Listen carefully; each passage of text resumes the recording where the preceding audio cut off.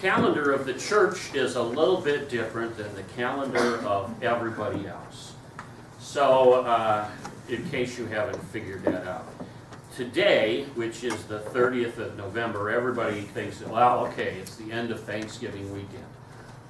So you had what? Thanksgiving Day, and then we had Black Friday, and then we had Small Business Saturday, and then Monday is Cyber Monday, and so Sunday is,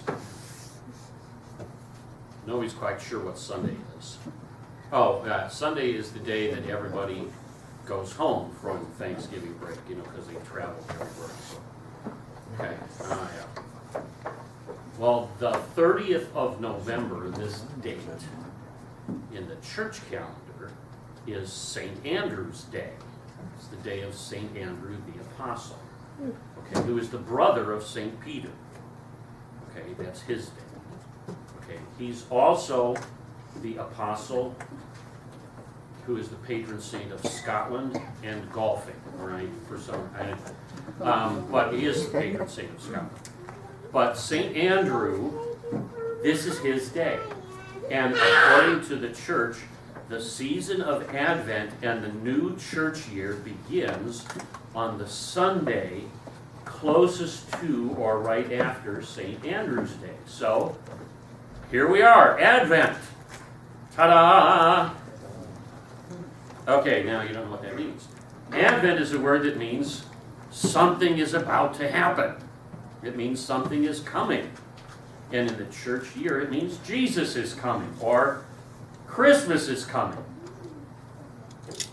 Did you know Christmas is coming? Oh, yeah.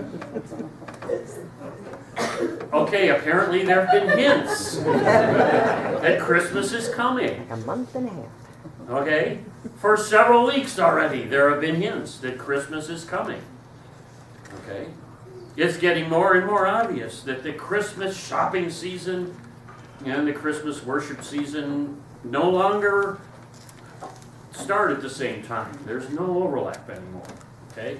The Christmas shopping season, or at least the decoration season, started weeks ago. Now we begin the worship season with the Sunday in Advent, St. Andrew's Day. First Sunday of getting ready for Jesus to come at Christmas time. And how are we going to do that? In this whole church year this year, from now until next November, we're going to read a lot of portions of Mark's Gospel. And St. Mark does not tell us a Christmas story. That rascal, I don't know why he didn't do that. So we have to scratch our heads. How are we going to get ready for Christmas if we don't have a Christmas story in Mark's Gospel? We'll have to find it in other places, but we can do what Jesus does in this Gospel lesson from Mark and say, let's think about it in other ways. Let's think about what happens when you see the seasons change. Like for instance, when, I know it's getting toward winter now, but think about toward the end of winter. When you start to see apple blossoms on the trees, when you start to see the cherry blossoms come out, what do you know? Summer's almost at hand. So what are some things that need to happen when you see those blossoms come out? Well, you're going to have to rake the leaves off the garden because it's going to almost be time to do the rototilling. You know that you're going to have to do the spring cleaning. You know you're going to have to wash the windows. You do know that it's too late to buy bathing suits because they're already off the racks in the shelves, stores, okay? Because they've already had their pre-summer sales last month, before the blossoms come out. Okay, but all those kind of things. All this is in preparation for summer, okay? That, let's bring it back to here. That right now is a good time to buy snow shovels and all that kind of stuff.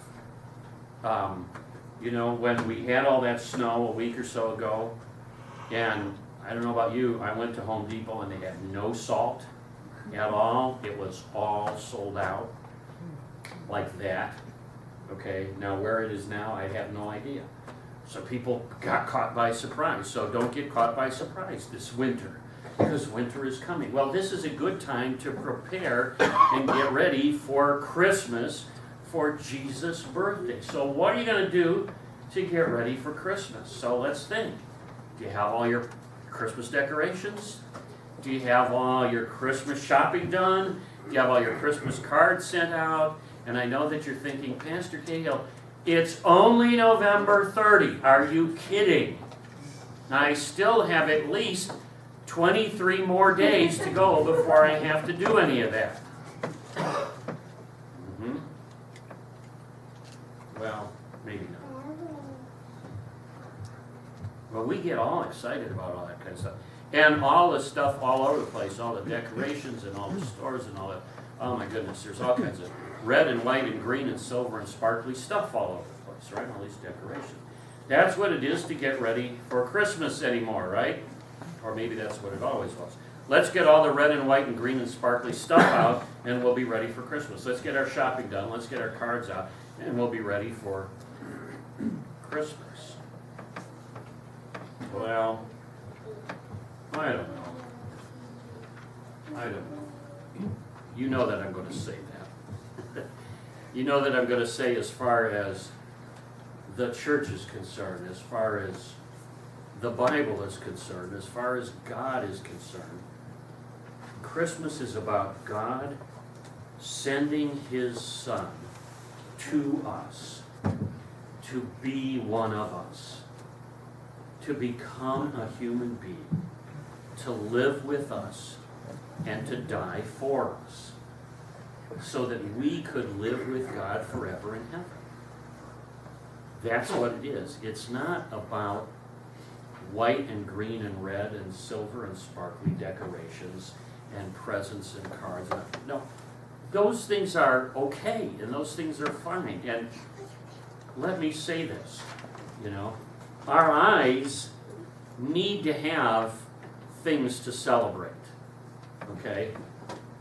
Because I tell you what, we like to think, and our eyes like to think, that when we look at the world, we like to think the world is trees of green and red roses too, but come on.